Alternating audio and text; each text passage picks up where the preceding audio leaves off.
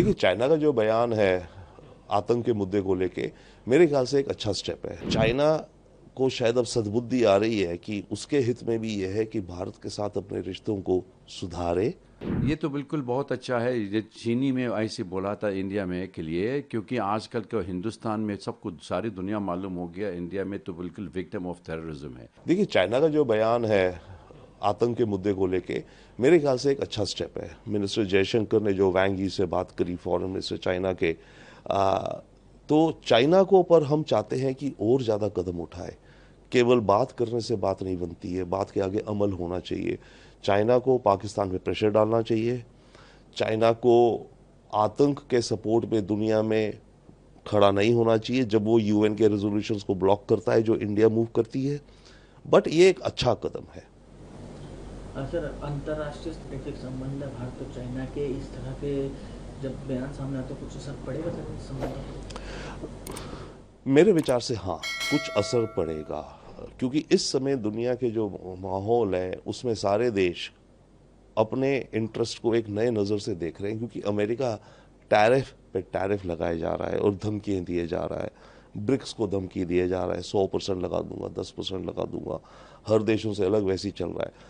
तो ऐसे में चाइना को शायद अब सद्बुद्धि आ रही है कि उसके हित में भी यह है कि भारत के साथ अपने रिश्तों को सुधारे, भारत को एक पार्टनर की तरह चले।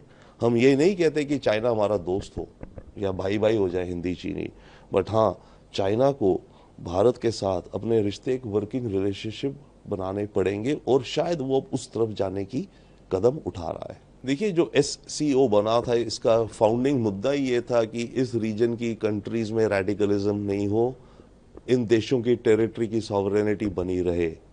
फाउंडिंग मुद्दा ही वो है SCO का। चाइना शायद लंबे समय से वो भूल गया था, बट अब चाइना जो बात कह रहा है, यस रीजनल कोऑपरेशन होनी चाहिए, हाँ होनी चाहिए, बट वो कोऑपरेशन दिखनी चाहिए ना। हमें तो नहीं दिखता चाइना कुछ ऐसी कोऑपरेशन हमसे करता है, वन।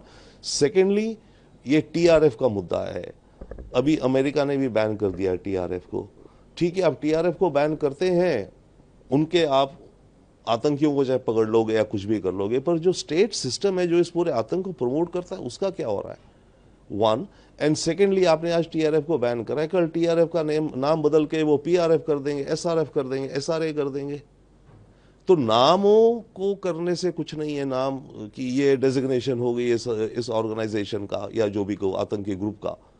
आपको चाइना को हमें मदद करनी चाहिए इन एग्जैक्ट आतंकियों को जस्टिस में लाने में, वन।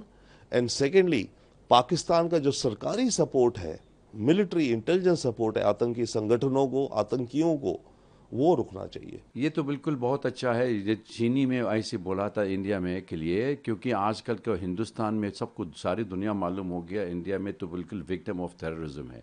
और जब तक शंघाई कोऑपरेशन ऑर्गेनाइजेशन वो तो मीट हो गया था, उन्होंने कंडम भी किया था। लेकिन आजकल जो ऐसे स्टेटमेंट आते जब तक US में, उसके बाद आना चाहिए, जो सवाल जवाब दे दिया था चीनी वाला, तो इसलिए ये तो बहुत फ़ायदा हो गया था। क्योंकि अगर ये तो टेररिज्म के लिए कोई बॉर्डर का नहीं है, किसी का रिलीजन भी नहीं है, और रेडिकल फंडामेंटलिस्ट ग्रुप तो बिल्कुल एक्टिव हो गया अभी, समझ लो साउथ एशिया में, और चीनी भी आना चाहिए। इसलिए कलेक्टिव स्टैंड होना चाहिए। और चीनी में, रूसिया और हिंदुस्तान में, ये तीनों देश में बहुत काम कर सकते फाइटिंग टेररिज्म टुगेदर।